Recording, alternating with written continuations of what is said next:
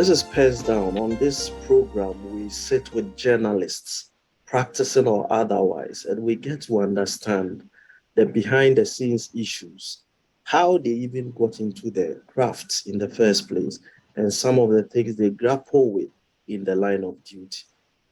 Today, I have been joined by a Cameroonian journalist with Cameroon Radio Television. She has 10 years field experience in the audiovisual and digital media, with expertise in covering a broad range of news beats coupled with editorial and production skills.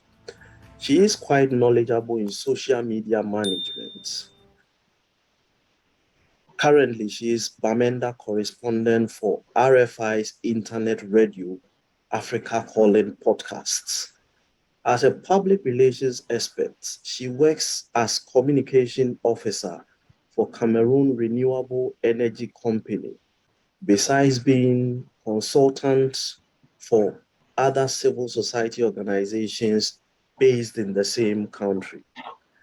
She is a fellow of International Women Media Foundation for Global Health Reporting Initiative for Vaccines and Immunization in Africa, 2021.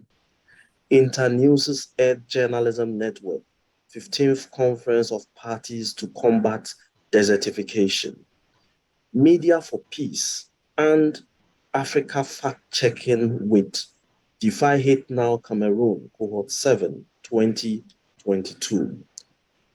She is a member of the communication group of South Africa-based Africa Vaccine Manufacturing Initiative. As a public relations specialist, she is currently Central African Non-Executive Director at Africa Corporate Governance Institute. She is a product of the University of Fore, Cameroon, where she holds Master of Science in Corporate Communications and a Bachelor's in Journalism and Mass Communication. Yukfu Slyvie Bantar is my guest on PENSDOWN today. Happy to have you here. It's my pleasure, Stephen, to be part of this program. I am wondering, your profile speaks a lot. Do you sleep at all? Do you have time for yourself? As a journalist, I've learned that you don't need to sleep. The public needs you. You have to be there for them.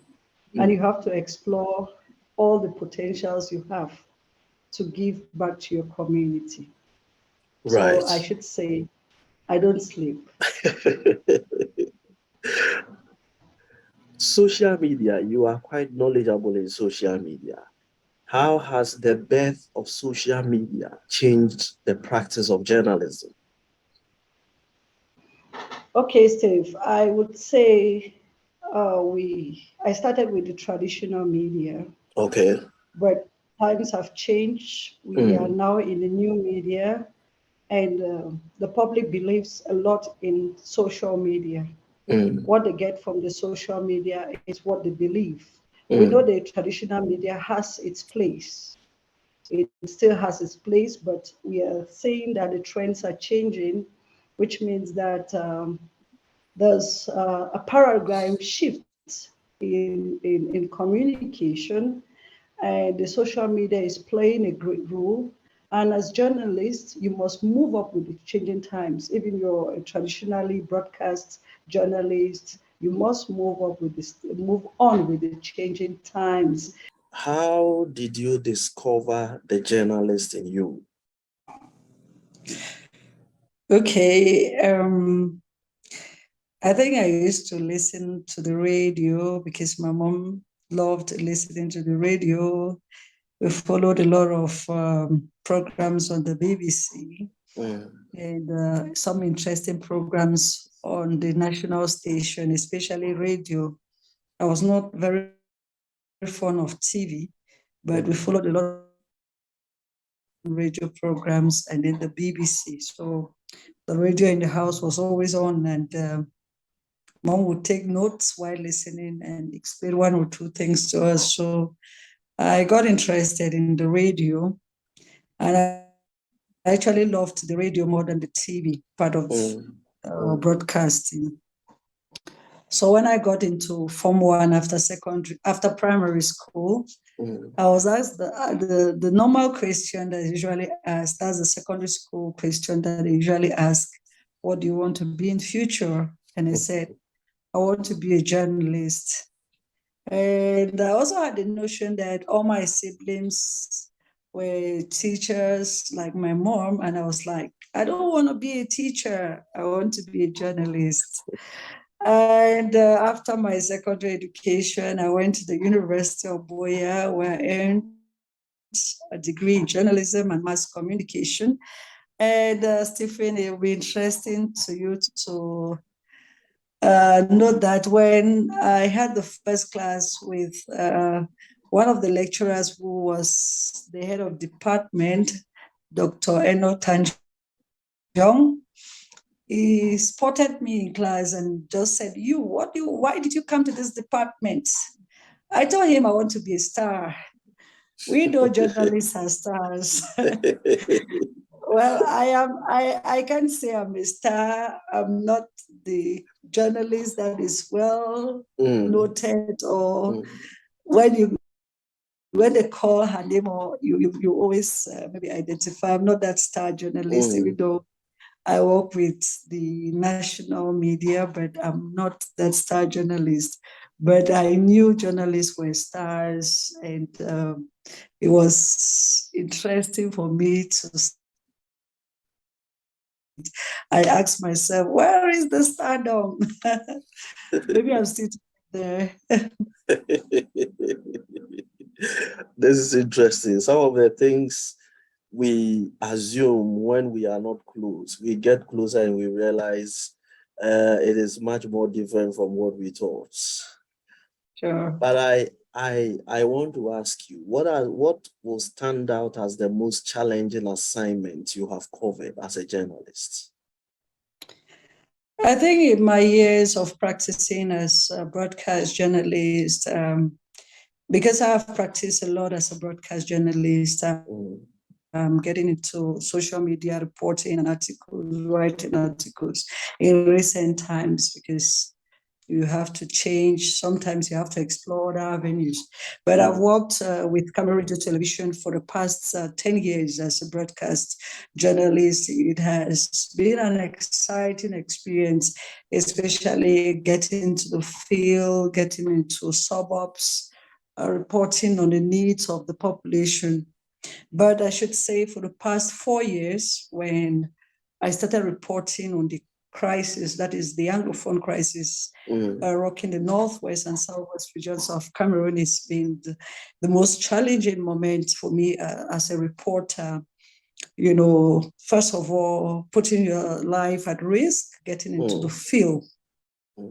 We've had very unpleasant experiences reporting in a crisis situation, I should say, for those who have covered crisis, where you have to, brave gunshots, brave bullets to report. And sometimes when you're called up to say you're going to this area to report, you'll be taken in an armor from mixed feelings. So these past 4 years in the northwest of Cameroon have been my most challenging years as a reporter. Apart from your security, reporting in a crisis situation where you have the belligerents is not an easy task, especially with us who work with the state media. Sometimes they'll tell you you're siding with the state, but as a journalist, you still have to be objective, to be impartial, and to be partial in your reporting and all of that. So it's quite challenging, and you deal directly with the population, and you know that you have a duty to do reporting the way it is, the way you've been taught to report. But sometimes you have those nuances that come. At some point you're writing, you'll be like, what if this thing goes out? Am I really representing the population in this part? Am I reporting the right thing? Am I being objective, fair in my reporting in this particular case and stuff. So reporting a conflict area, it's quite challenging, I should say. I hosted one of your colleagues some months back, Sir Terence Adimbom, and during our conversation, he describes some of the most chilling scenes I have ever, if I was such graphic detail that I could virtually relate in reality. He said there was a point that the separatist fighters made him film somebody they tore into pieces with a dagger. And he said, I mean, it remains one of the most blood-freezing experiences that he's ever been taken through. What is the worst you have gone through? I know reporting in a conflict zone alone is bad enough. Would you want to be a little more graphic, or you don't want to relive the experiences? The choice is yours. Okay, to be honest, I might not have lived the kind of experiences they lived, because I actually came into the region later in the crisis situation. Okay. And I think management has been a little bit considerate with the women. It's not like we are shying away from going into the war fronts, but we've not been put at those very scary areas where you have to meet. Maybe if you meet some of our male colleagues, they will really describe those graphic images. But I came into the Northwest because I was working in a different region. I came into the Northwest at some point of the crisis, but we've witnessed a very heartbreaking situations, but I've not really been at the forefront. But I should say I've put myself at risk to go in very crisis hit areas to carry out reporting, where I have to brave gunshots and other issues that are scary, but not as scary as what Terence explains. Okay. And Terence is a freelance reporter. Sometimes they might go the extra mile. Yeah.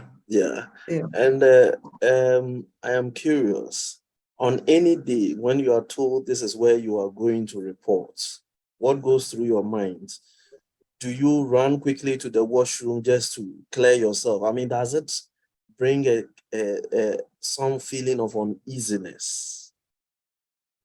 Do things begin to run through your mind? Is it that you just don't like the sound of it, that, okay, you are reporting on from here today, you are reporting from here today? How does that come to you whenever you are put on such an assignment any day?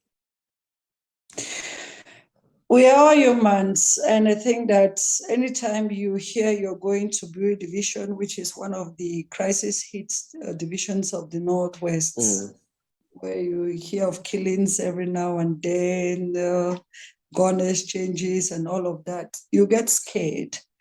But I should say, I'm a reporter who likes to go to the field. I don't like armchair journalism. And before the crisis, while I was working in Northwest, because it's my second time of coming back to the region, I've always loved field work. In fact, as an environmental journalist, I like to see places. I like to discover places. So I think I will not tell my story. My story cannot be complete if I don't go into the war front and report. When this crisis is over, we're praying that it should be over. When it's over, and if I cannot tell a story that I went to Bengui on this mission and this is what we met, I think I will not have the satisfaction as a journalist at the end of this. What can I offer after this? I need to tell my own story. After this, I need to write a book about the crisis. I need to pen down something, just like the title of your program is. I need to pen down something. And these are the experiences that I need to pen down. So we have to kill the fear. We have to kill the fear at all costs to report. So we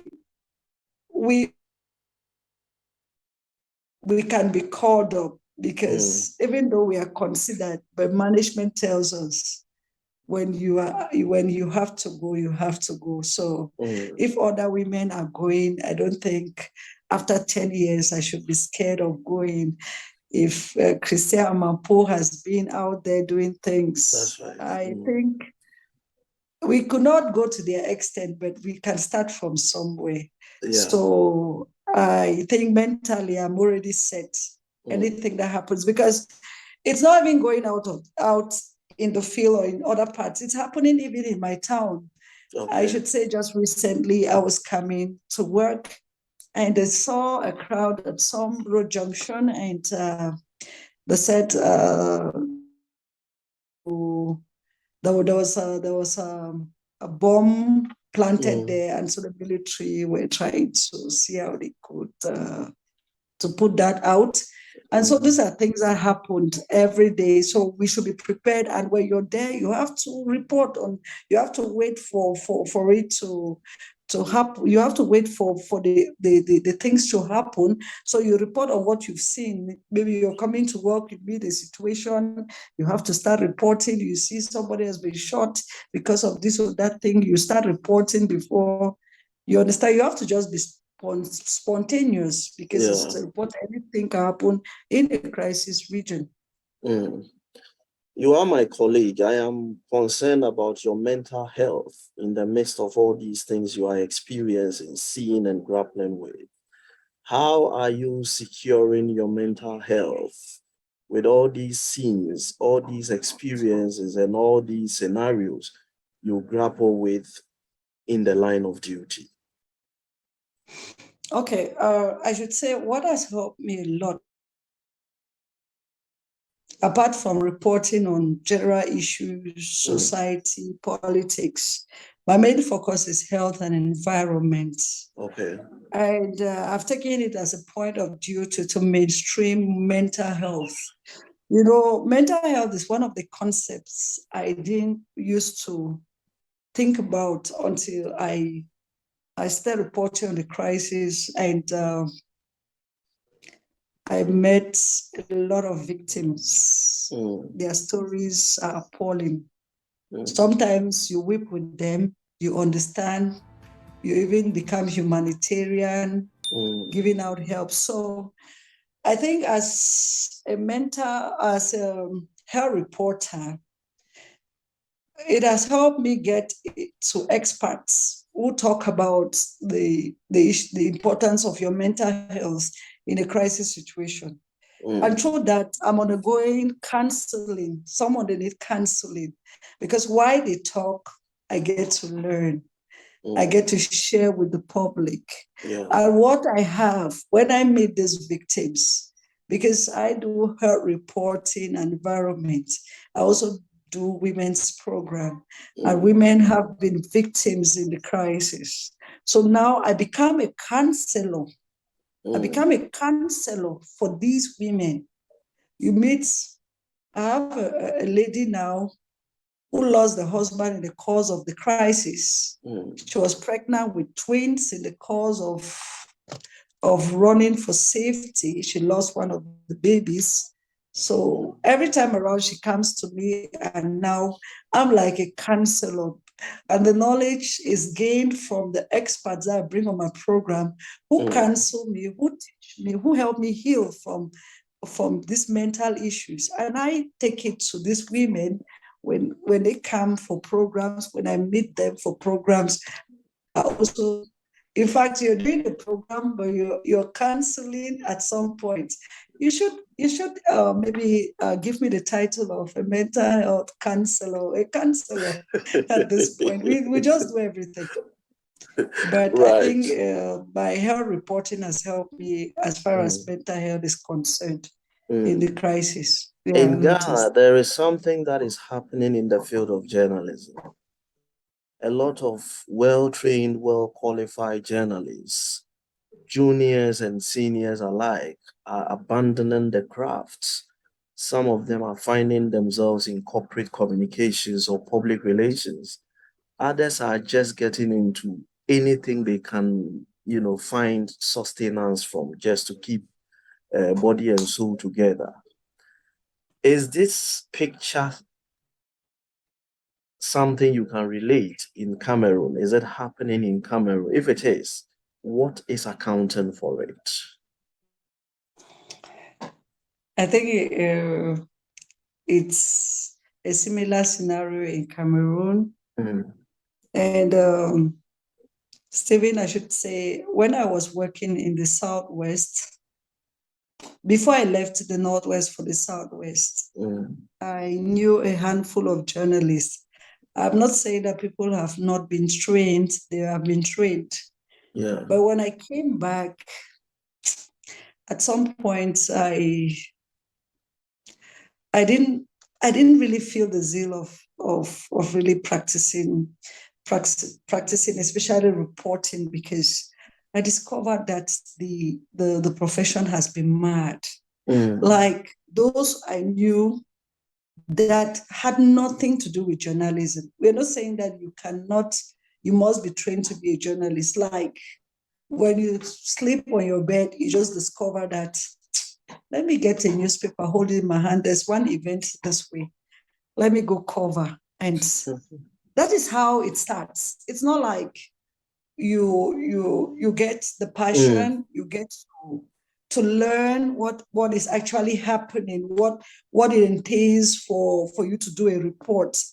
Before we had this program, let me share a little anecdote. Before we had this program, a colleague of mine just called me for advice and was like, this is the second time it's happening, that they went for an event.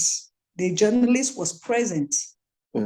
So she works for the print media. So the story has been published.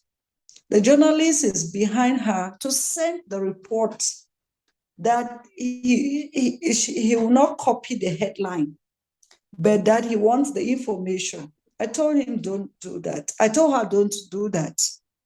That if it's information, but besides, he was present. Why didn't he write notes? Yes, why should he be calling on you to send the information and even insisting that I'll not use your byline, I'll not use your headline? You understand? So it's This is just to like tell you a how much. photocopy machine. Yes, that is a photocopy. So I told her, if you need information, tell me to give you highlights of what happened. But beside that, journalist, that is just what happens. You go to the field, by the time you put your microphone, you see 50,000 phones. I usually ask, where do they publish? And I might come and do my reporting the next, because it's broadcast. The next day, you hear somebody word verbatim reporting on another local radio using all your words.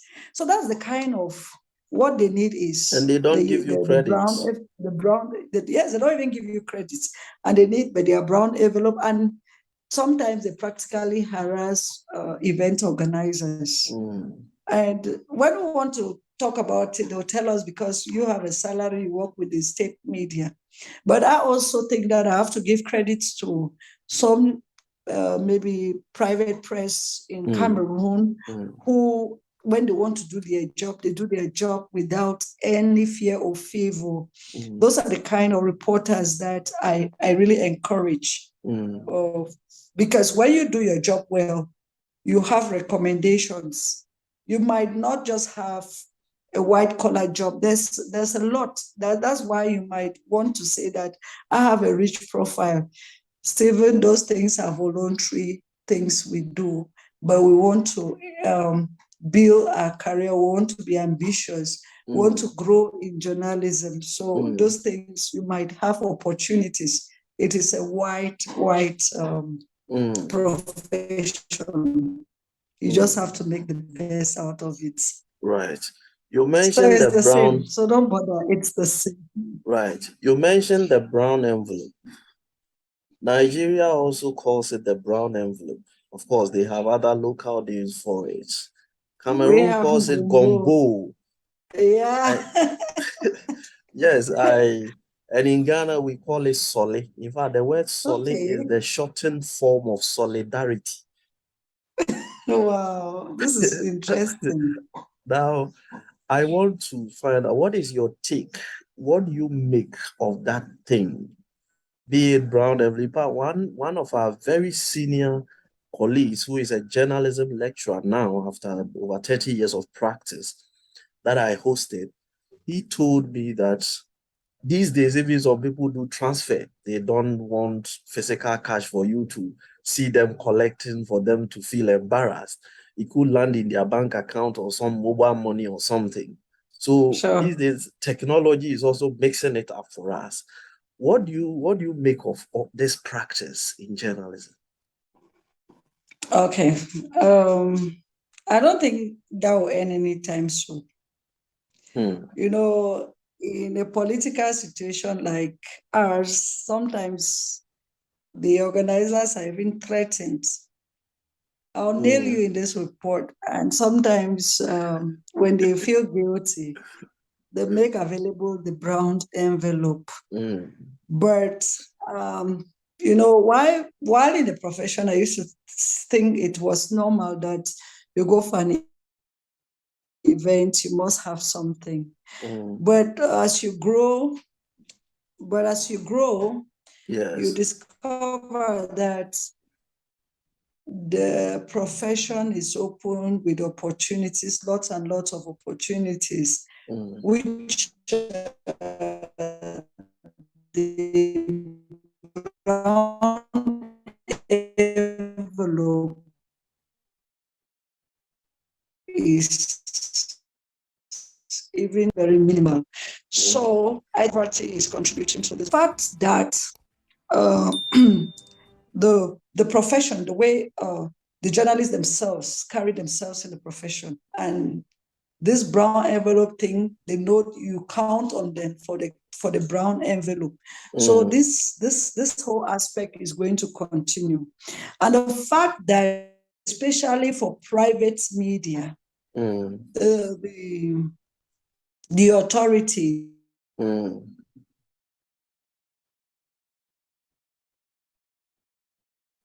they don't pay their staff.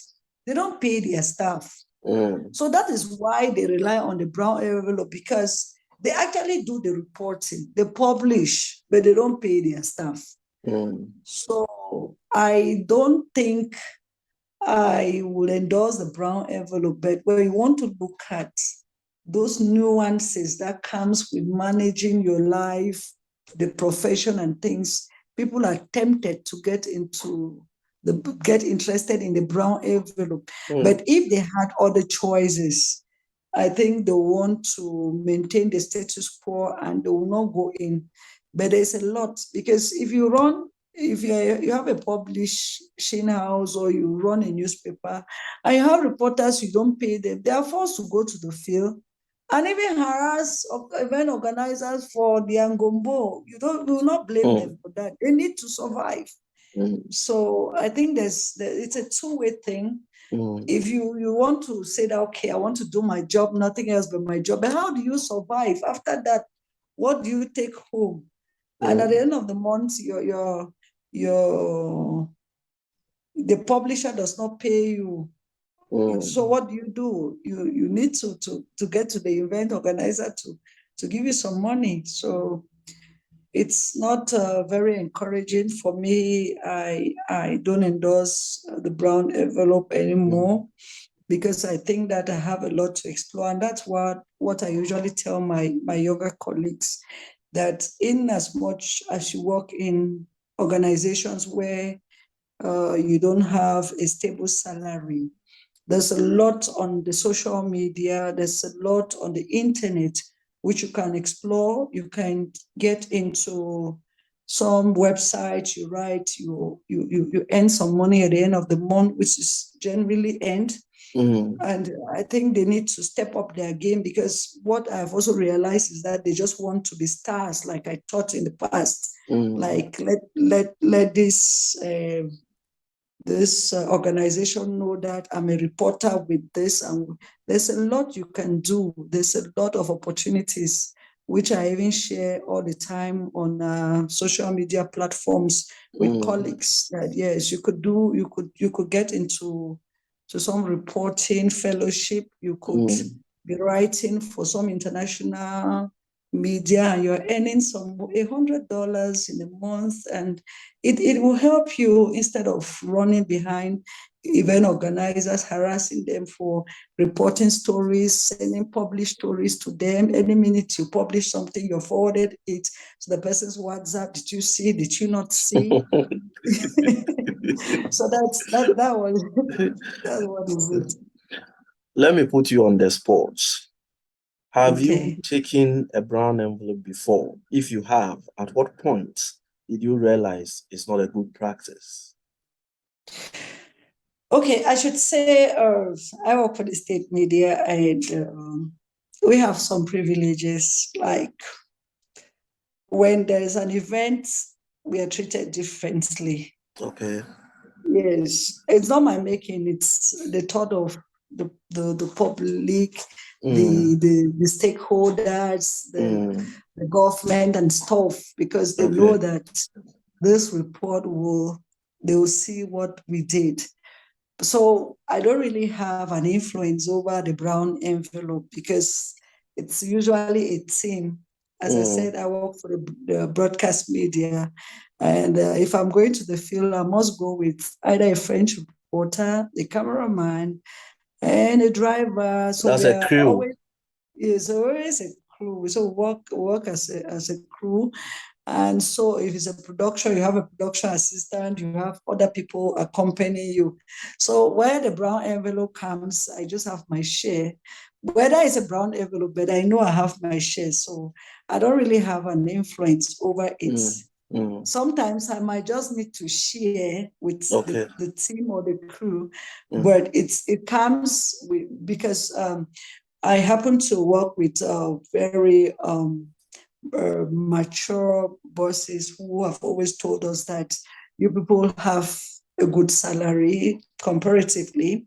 And so you don't need to stay maybe harassing event organizers about whether they give after an event, you have the duty to come and report.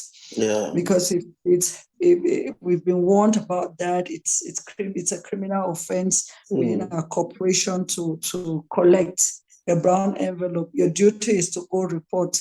So that's what we do. So when it comes, we share, whether it's considered a brown envelope, we share. But how did this name brown envelope come about? Is it that they put it only in brown envelopes, or even if it's in a white envelope, it is still called brown envelope? Well, I know in Cameroon they call it gombo. That's something slippery because gombo is okra. In French, I think it's from French, from the French word gombo, which means okra, which is something slippery. My dear, I got to discover this as I got into the profession. Is something, maybe we should do the investigation about it. That's right. Does journalism pay? A lot. A lot. You know, I've been in broadcasts. When I was recruited, I was like, this thing is good. But when I studied corporate communication, I realized how broad the profession is. You know, undergraduates, you just, okay, I want to be a broadcast journalist, I'm going to print and things. I just keep doing the profession. But after corporate communication, I was like, there's a lot. I've not even started. There is really a lot. You can do anything. And there's a lot of money, not in broadcasting, in fact, not in journalism, in communication. Yes. But I know you're asking whether journalism pays. Yes. To me, it doesn't pay. So if you want money, go to communication. That's where money is. Journalism to me doesn't pay. It will only pay if you think out of the box, you produce. You must be very smart if it's just to go reporting, you're wasting your time. You must be very creative and artistic. Like you develop programs where you have sponsors. You must be very artistic. So you only pay when you move, when you think out of the box, you want to innovate. But if you want to practice journalism the way it was taught in school, my dear, you'll be a very poor person. Mm, mm. Should journalists be licensed? I think they should. They should, because in a conflict situation like ours, journalists have been victims. Okay. Some have been jailed. Some have been kidnapped. Some have been tortured. But if they were licensed, I think it will minimize all of this. And they'll have a better opportunity to do better reporting, explore their potentials better. And we are also in a context where we call ourselves journalists. You have nothing to hold on to as a journalist. I remembered I used to see a camera person. I mean, these people who take pictures in events. Cameraman. These people who snap pictures in events. So I went to do an interview in one office. I met him holding a newspaper. I was like, what did you come here to do? He said, I want to try my hands at journalism. Whoa. I was like, wow. Try. Yeah, those were his words. I want to try my hands at journalism. I was like, wow. So why did I spend 3 years in the university? I would have just tried my hands after advanced levels. So you imagine he's on his own. Like, if anything happens, he has no press card, nothing to show he's a journalist. And no that's appreciation of the ethics of the profession. Yeah, no appreciation of nothing. And that's why when something happens, like in a crisis situation, you want to say you're a journalist, you have nothing to show for it. So they should be licensed. They should be licensed. You have both a background in journalism and corporate communication or public relations. Is a trained journalist, experienced, professional, qualified enough? Is he good enough to become a public relations officer, or he needs training in that area? I should say people have different potentials, and people are capable of learning on the spot. Like professionally, you could maybe be recruited in an organization and you master the vision of the organization and how to foster their communication. And we know that this aspect of corporate communication, it's quite new in Africa, and just few schools, like in Cameroon, actually teach corporate communication. So it's just advancing the communication world, because we did a little bit of it at the level of the University of Buea, since I did journalism and mass communication. But the main school of journalism in Yaoundé, that's Advanced School of Mass Communication, they actually focus more on journalism. So you can imagine few corporate communicators or experts in public relations in the country, which means that a journalist can still do well in the corporate world, but definitely you still have a lot to learn to acquaint yourself within the corporate world and do communication the way your corporation wants you to do it, because each corporation have their own communication strategy, which you must master. But I see a lot of journalists being employed as corporate communicators, public relation experts. But I know that within those organizations, they have been trained. They have some in training to help them adapt the corporate world and with the communication world in that light. Right. You are a public relations expert or specialist. Maybe for the first time, I'm going to get an honest answer to this question. Are public relations practitioners experts in cover-ups when it comes to crisis management? Are they experts in cover-ups and whitewashing when it comes to crisis communication or crisis management? Okay, I should say it's a matter of strategy. It's not a matter of cover-ups.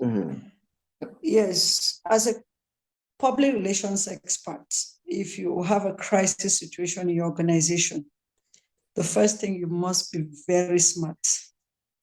Communication should be key at this moment, because what you say first has a follow-up of what is coming after.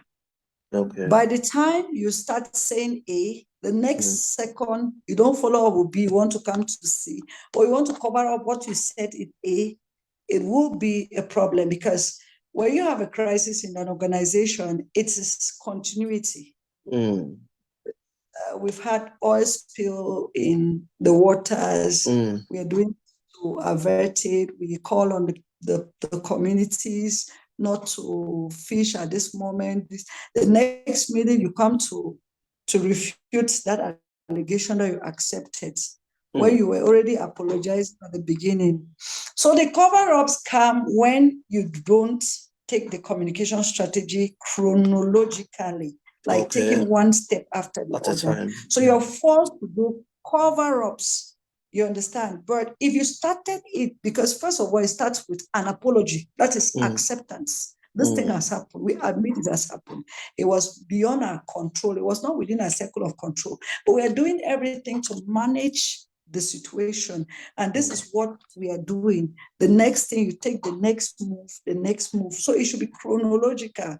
When you see cover-ups in the corporate world, in a crisis management situation, it means that at the beginning, they first of all started with lies, and now they want to cover up. But if you take it, because the population understands, and they also digest the kind of information you send. So it all depends on who is manning or heading the communication unit, and how they are doing the follow-up of their stories and how it ends. Are there any golden memories these 10 years you've been in journalism? What are your golden memories you want to share? It's been a very exciting, challenging, and teaching experience for me as a journalist. And the golden memories is, I think I've been able to impact lives through communication, especially in health and environment reporting, where I meet the community. Because one aspect about me personally, about journalism, I think I have the role to impact communities, especially my community. So I usually put myself as somebody in that community. So sometimes I'm very passionate. I can even go beyond being a journalist in a situation, and to feel the real pain of the population of the individual I'm dealing with. So I think that is where sometimes the counselor in you comes up. I think the many lives have impacted through my communication. It's the best memories I can take. I've impacted a lot. It's not pride, but I think I've touched lives through my communication, and that's what gives me glory, especially from the kind of feedback I receive. And so that's what really I can really hold on to as a journalist, impacting and touching lives. You've done 10 years. If we go back into time 12 years, are you still going to choose journalism? I'm an ambitious woman, very ambitious. And so I don't think I will end with journalism. I think I would like to get more in-depth into corporate communication. I think the corporate world needs me at this point. I've done my part as a journalist. I'm still a journalist, but I think in future I should let go journalism and get more into the corporate world. Okay. But how many more years do you want to go before decamping to corporate communications fully? I can't say when the time is right. I'll get there. We are still building. But my earlier question, I was asking, if we subtract 12 years from your age today, and you have to make a choice for a career, are you going to choose journalism again? It's journalism, communication, and nothing else. I can't fit anywhere apart from journalism and communication. Wow, wow, wow, wow, wow, wow, wow. In Cameroon, you have a unique reality of feeding a bilingual citizenry. How challenging is that for you as a journalist? To me, it's not very challenging because I've always loved the French language, and that's why I studied French at the level of secondary school. Okay. And I've always made the effort to learn French. Yes, I should say working in the English zone is affecting my French. Mais je me bats quand même. So I think it's not too challenging. It's not too challenging because I get to work with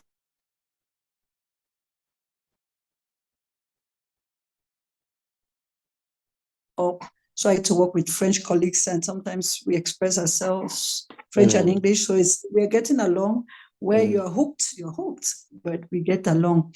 So to me, it's not very challenging. Maybe for some colleagues who have not had the exposure of studying French at some point or worked in a French zone or French part of the country, it could be challenging for them because some people are recruited and they've worked just in the English zone. But I happen to work in not too French zone, and then I did French, and so I get along. I don't think it's a major challenge. Sometimes the words baffle you at some point, but we get along. So to me, it's not a challenge. Right. But the main challenge will be that some maybe communiques or very important information, mostly from headquarters, come in French, which makes it difficult for you to digest, but at least you can get some meaning out of it. So it's not too bad, personally. Okay. Have you ever been approached with a bribe to compromise any story you were doing, to compromise the facts of any story you were doing and take it? Honestly, I can't remember because I think those who do that are mostly politicians, and I don't cover politics. Okay. Or I'm not of the political desk. I know that it's typical of politicians to twist stories or to influence reporters. Yeah. I do cover politics when I'm assigned, but I don't think if it has to do with health, and I know how health is important for the human being, I'll change figures. Health is mostly about data journalism. I don't think there's no money, first of all, there. They will not pay you for reporting on malaria or cholera mental outbreak, health. mental health. They will not pay you. And so I don't have the opportunity. I'm happy I don't have the opportunity to even rethink whether I should get the bribe or not. So I think I'm free from that. Right. My very final question. In Ghana, there is the increasing political ownership of the media. So many politicians and politically exposed persons are setting up media organizations. Nigerian journalists I have spoken to also tell me the picture is not different from theirs. Can you relate with this reality in your own country? If it is, do we have a reason to be worried as a growing democracy in Africa? Yes, I should say it's happening in Cameroon, but I should say it's mostly in the French-speaking part of the country. I've heard of some few politicians who have set up radio stations. I know in the Northwest, where I come from and I've worked for some years, we have community radio stations set up by mayors, and mayors are representative of the population, even though they might be citing one political party or they might belong to one political party or the other, but they are out there to represent the population. And if a mayor decides that they want information to be communicated within their communities, especially in their local languages, because we have more than 252 local languages in Cameroon. I don't think they might influence, the community radios might really influence their political ambitions. So I will not be able to really be specific whether it is a reality in Cameroon, but we know that we have certain stations that are aligned to certain politicians. But you know how things work. It might be rumor, because maybe a politician might set up a radio station and put it under another person's name. Yes. But people inside might align it to that politician. But we have to fact check that story to be sure that when you call this radio station, it's actually, the owner is actually the politician.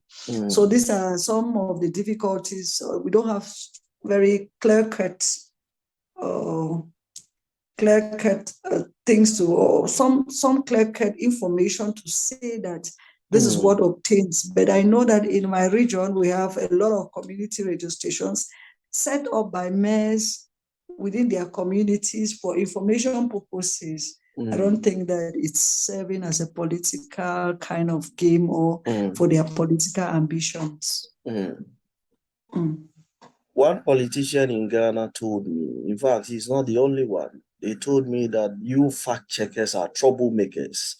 You are out to embarrass public officers and people who make the news. When they say something, the next morning you produce a fact check or whatever facts and figures they put out and say this one is false, this one is this one. Are you troublemakers? You fact checkers, are you troublemakers? Are you out to embarrass them? Well, I'm getting into the business of fact checking just so recently, but I think that it's high time information is fact checked.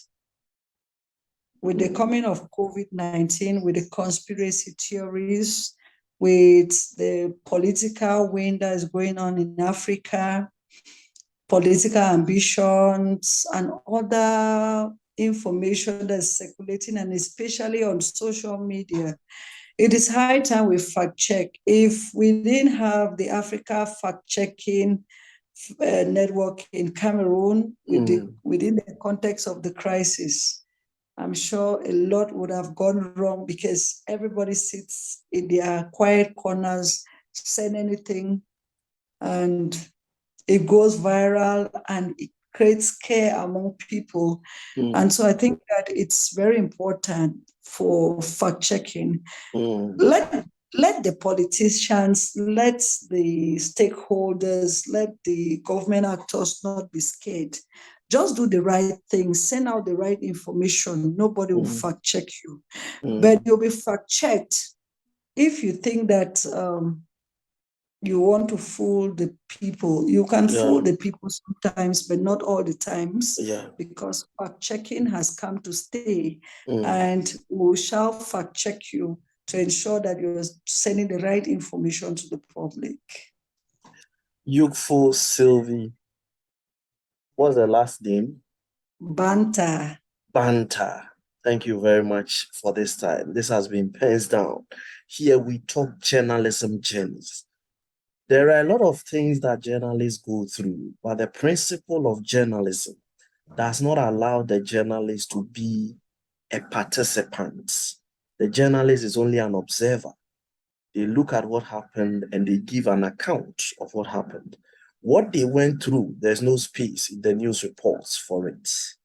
This is why Pens Down is here. On this program, we turn the CCTV camera onto the journalists. They become the newsmakers, not the reporters or presenters. And then we get to tell you all the behind the scenes issues that they grapple with in the line of duty. It's been an exciting time with you. Thanks for your time on PENSDOWN. Thank you so much, Stephen. It's been a pleasure sharing my experiences. It's always easy for you to be interviewed as a journalist. I think there's a baptism of fire. In fact, to be honest, one thing I've realized with this program is that journalists don't like being put on the spot. They don't like being interviewed. But they have some of the most unfriendly questions for public figures all over the place. When they are supposed to take the hot seats, then there is trouble. I think gradually we'll get used to it. Definitely, very interesting program. Thank you for the opportunity. You're welcome. Thank you so You're welcome. much. This has been PENSDOWN. We'll be back next time with another edition. I'll be joined by another colleague and we'll talk their journalism journey. Thanks for joining us. Bye for now. Bye.